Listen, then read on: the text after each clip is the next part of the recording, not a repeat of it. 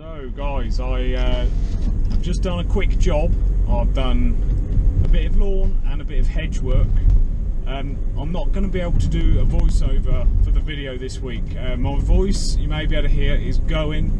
I'm not sure why, I'm not sure what's happened. I don't have any pain, I don't have sore throat or anything like that, but my voice is just disappearing. I don't know what's happened. So the video you're going to be able to see will be just me working and maybe a bit of music. I'm not sure if I'll be able to do a voiceover for it. So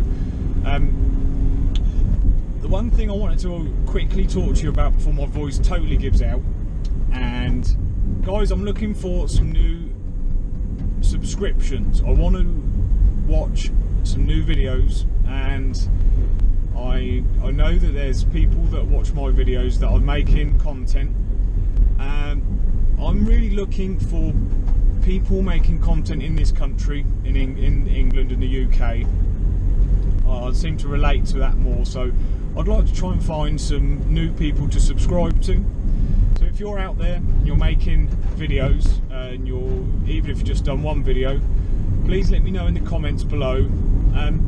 Try and be a little bit careful how you word it, because if you word it and you might sound like spam, then YouTube will remove your comment and put it in a spam folder.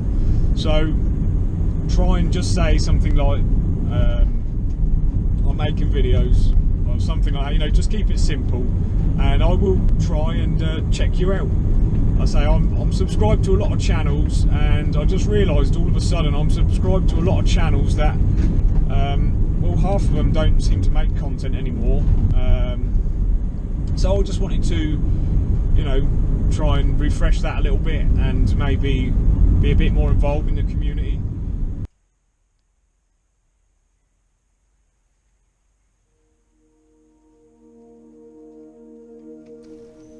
Now, I know I said I wasn't going to be doing a voiceover for this video.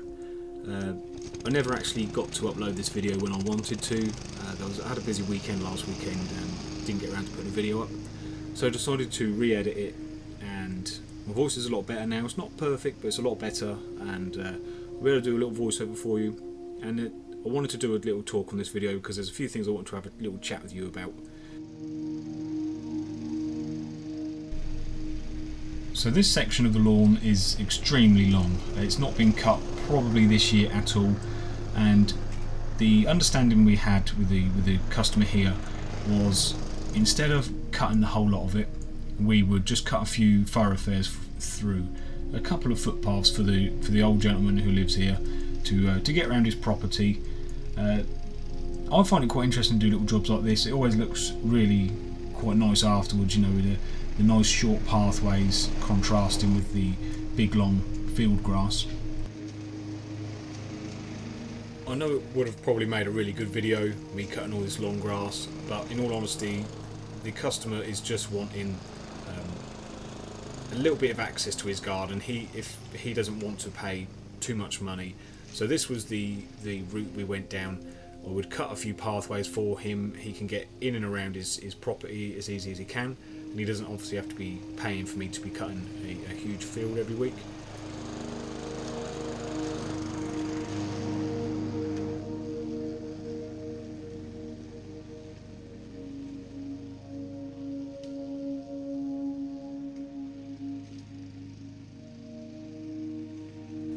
So this back garden is made up of a lot of different sections. There's probably 5 different sections around this back garden altogether. There's this section here, which is like a field section, which I just cut the pathways through. There's a big section at the back where the gentleman has had like bonfires in the past, and that's the biggest open area that I do here. There's a few little areas to the left of this video here. You can see there's a lot of weeds up there, and that's where an allotment is that he no longer tends, and he just wants me to keep all the pathways clear so that he can get around to do bits and pieces. He's an old gentleman, but he's still very keen to at least be able to get up and walk around his own property.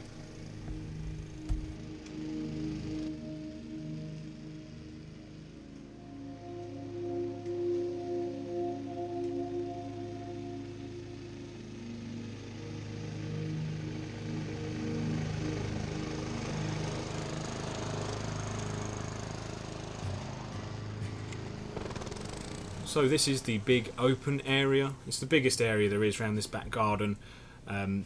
It was very long. A couple of weeks ago it was about a foot high, and the son, I was talking to the gentleman's son at this place, and he said he was going to give it the first cut, which was brilliant for me because I had no idea what was in this garden. I sort of looked in it and thought, goodness me, there's going to be lumps of metal and bricks and all the rest of it. I wasn't overly keen to be putting my mower over it, especially because I've got a new blade on this mower, so I wasn't too keen. So he said he was going to give it the first cut, which was brilliant. He done a very good job. I mean, it was like a field before. It was very, very long, say about a foot high, and I always find when you have grass like that, when it's a foot high and you're in the summertime, I always find hundreds and hundreds of like ant hills. And in fact, I think around about this area, this time here, I actually did go down an ant hill or on an ant hill, and it did sort of ground a little bit. So the sun, when he came and cut the grass, did save me a lot of time. I was a bit gutted there that I turned the video off when I did, because literally just before I turned the video off, a huge deer jumped out of the hedge whereabouts I am now. A huge deer jumped out of the bush. I'd obviously spooked it with the mower, and it absolutely scared the life out of me. And he just ran straight across the garden towards the camera, and he jumped the fence and went over to next door in a big field next door. It would have made a really good part of the video, but unfortunately I just turned the video off, a clip too early.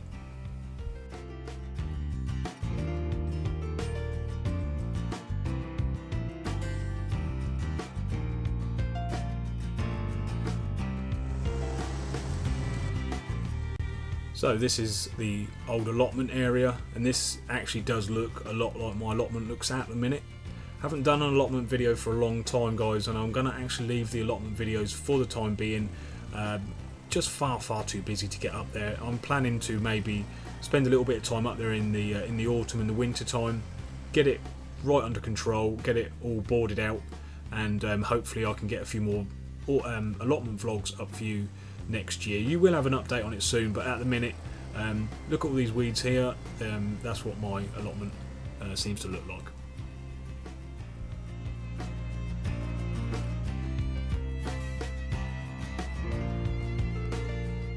So the mowing is all done for this job. As I say, I really like the way the little pathways look through the long field grass. It's a really interesting little part of the job. Now, one of the main reasons I did this video today was I wanted to have a chat with you guys about customers who maybe change the goalposts just a little bit. Now, this job I've only been to twice, and on the second visit, which is this visit, the customer asked me to not cut the front lawn, and instead of cut the front lawn, cut a hedge. Now, the understanding with this place was the first week I cut all the front grass, and the second week I will cut the front grass and the back grass. So on this visit, the customer, because the front lawn has been very dry lately, the front lawn hadn't really grown. He asked if instead of cutting the front grass, pick a hedge, or do some hedge work for him, which was fine. I didn't mind that. The problem was we never specified how much hedge work he wanted doing. Now this hedge here needed doing, the top of it needed doing, and both sides needed doing. Now behind where I'm stood here, there are another couple of hedges, and I sort of kick myself now for not turning to him and saying, okay, for the same price as cutting the front lawn, I will do this hedge here for him. I'm not sure what he had in mind. He's one of those sort of customers that he likes the garden looking nice, but because the hedges have all gotten out of control, he wants them all doing sort of right now. And the understanding was that I would get around to the hedges, but I would get around to the hedges in the winter time. I've got no time at the minute for, putting. I mean, he wants a lot of work done on the hedge work. He wants a lot of them taken down quite a way, which is brilliant for me, because in the winter time, when I've got nothing else to do, this job will be absolutely priceless. As I say though, I decided to just cut this hedge for him, and when I finished on the day, I packed everything away and went and see him, and he did come out and say, oh, you've not done that one over there. And I did have to say to him, look, for the for the money that you're giving me today, this hedge is equal to the front lawn. It did take me a lot longer to do, but I didn't mind doing it. I did actually have the time on this day. But no, customers do change the goalposts quite a bit, and as I say, probably a record for me, a customer changing the goalposts within 2 visits. But the guy's a nice guy that I work for, and I say I have done some building work for him in the past, and I know that he's fair, and he didn't quibble when I said to him, no, this is the only hedge I will cut for you today. And I say I had to do both sides of it, clear it all the way after, and he was happy with that, and so was I.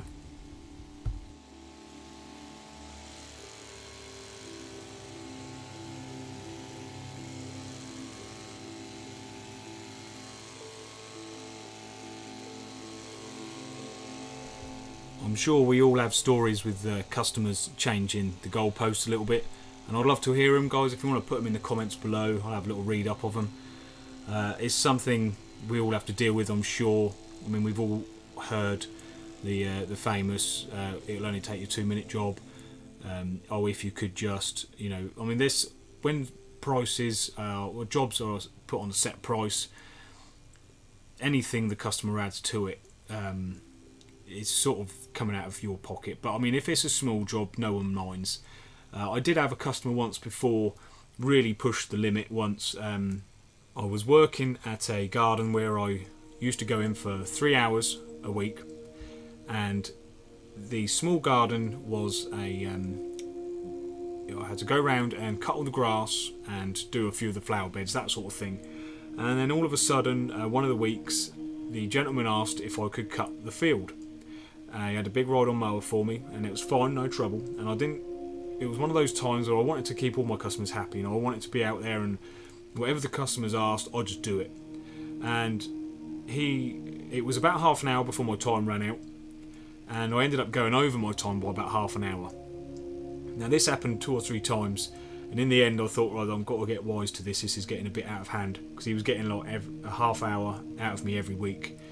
And so I had to reshuffle things. I said to him, look, from now on, if you want me to cut the field, I'll cut the field first, and then all the other bits and pieces we put on. And he was fine with that. It was just, when I look back now, I kick myself thinking, how could I have been so daft? But as you say, some customers do just push you to a little bit of a limit, and you just have to be a bit wise to them. There's so many stories I could tell you, and it's just, as I say, my early years of gardening, I can sometimes look back and really kick myself, because some of the jobs I might have been working for free. Now, a little bit more on this hedge. I just thought I'd mention, I do get a few comments with the hedge cutter I use, and it does have an articulating head on it. I do get a few comments sometimes that I don't actually use the articulating head. I contort my body, so instead of having to actually use the articulating head. Now, the hedge cutter I actually practiced on when I first started gardening didn't have the articulating head. So when you see me maybe not using it, it's probably because I'm just resorting back to how I learned. I am also extremely lazy, and if I can get to it without articulating the head, I will. But if you ever see me, not swiveling the head on it, it's only because I'm just resorting back to what I learned.